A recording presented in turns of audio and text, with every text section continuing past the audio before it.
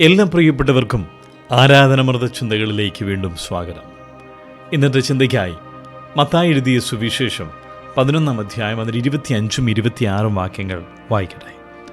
ആ സമയത്തു തന്നെ യേശു പറഞ്ഞത്, പിതാവേ, സ്വർഗത്തിനും ഭൂമിക്കും കർത്താവായുള്ളവേ, നീ ഇത് ജ്ഞാനികൾക്കും വിവേകികൾക്കും മറച്ച് ശിശുക്കൾക്ക് വെളിപ്പെടുത്തിയതുകൊണ്ട് ഞാൻ നിന്നെ വാഴ്ത്തുന്നു.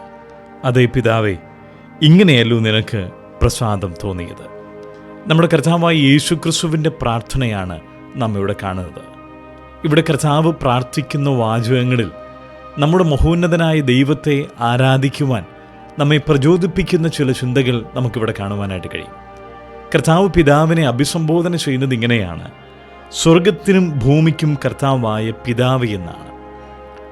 ദൈവം നമ്മുടെ പിതാവാണ്. യേശുക്രിസ്തു സ്വർഗത്തിലെ ദൈവത്തെ പിതാവ് എന്ന് വിളിക്കുന്നതും നാം പിതാവ് എന്നും വിളിക്കുന്നതും തമ്മിൽ വ്യത്യാസമുണ്ട്.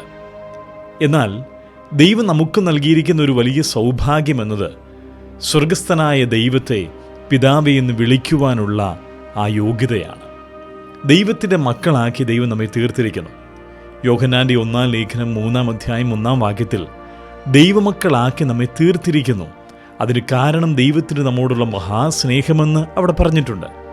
യേശുക്രിസ്തുവിലൂടെയുള്ള വിശ്വാസത്താൽ ദൈവമക്കളായി തീരുവാൻ, ദൈവത്തെ അബ്ബാ പിതാവ് എന്ന് വിളിക്കുവാൻ നമ്മെ യോഗ്യരാക്കി തീർത്തു.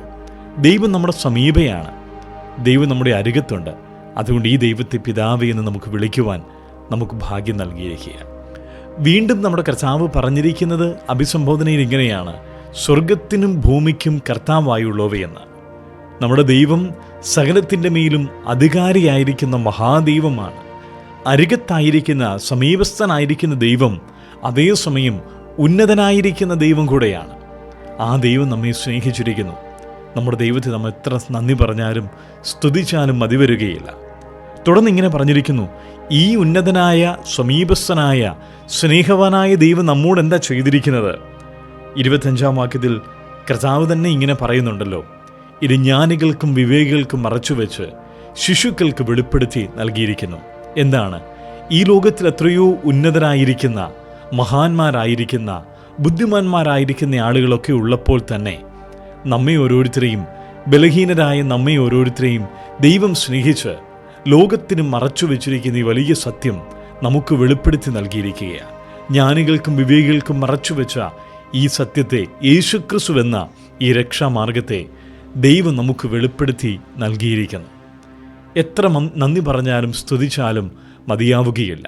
ഇവിടെ പറഞ്ഞിരിക്കുന്നത് ഇങ്ങനെയാ: ശിശുക്കൾക്ക് വെളിപ്പെടുത്തിയിരിക്കുന്നു. ആരാണ് ശിശുക്കൾ? സ്വയമായി ഒന്നും ചെയ്യുവാൻ കഴിയാത്ത ഒരവസ്ഥയിലായിരിക്കുന്നവരാണ്.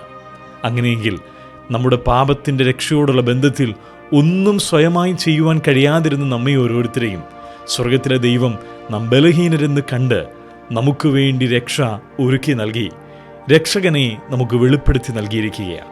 യേശുക്രിസ്തുവിനെ ഇന്ന് നാം തിരിച്ചറിഞ്ഞിരിക്കുന്നതിൻ്റെ കാരണം പിതാവ് നമുക്ക് വെളിപ്പെടുത്തി നൽകിയിരിക്കുന്നു എന്നതാണ്. ഒരു കാര്യം കൂടെ കർത്താവ് ഇവിടെ പറയുന്നുണ്ട് 26-ാമത്തെ വാക്യത്തിൽ: ഇങ്ങനെയല്ലോ നിനക്ക് പിതാവേ പ്രസാദം തോന്നിയത്. എന്തെന്നാൽ നമുക്കിത് വെളിപ്പെടുത്തി നൽകുവാൻ ദൈവം അതിൽ സന്തോഷിക്കുന്നു, ദൈവം അതിൽ പ്രസാദിക്കുന്നു. യേശുക്രിസ്തുവിനെ, ഈ രക്ഷകനെ നമുക്ക് വെളിപ്പെടുത്തി നൽകിയത് പിതാവിൻ്റെ പ്രസാദകരമായ കാര്യമാണ്. പ്രിയരെ, നമുക്കിന്ന് സന്തോഷം നൽകേണ്ടത് എന്താണ്? ദൈവം നമ്മെ സ്നേഹിച്ചു, സ്വന്തം പുത്രനെ നൽകിത്തരുവാൻ പ്രസാദം തോന്നിയെങ്കിൽ ഈ ദൈവത്തെ സ്നേഹിക്കുവാൻ, ഈ ദൈവത്തെ ആരാധിക്കുവാൻ, ഈ ദൈവത്തെ പുകഴ്ത്തുവാൻ, ഈ ദൈവം നമ്മോട് ചെയ്ത ഉപകാരങ്ങളെ ഓർത്ത് നന്ദി പറയുവാൻ, അതിലാവട്ടെ ഇന്നത്തെ നമ്മുടെ സന്തോഷവും. നമ്മുടെ ദൈവത്തെ നമുക്ക് ആരാധിക്കാം. ദൈവനാമം വാഴ്ത്തപ്പെടുമാറാകട്ടെ.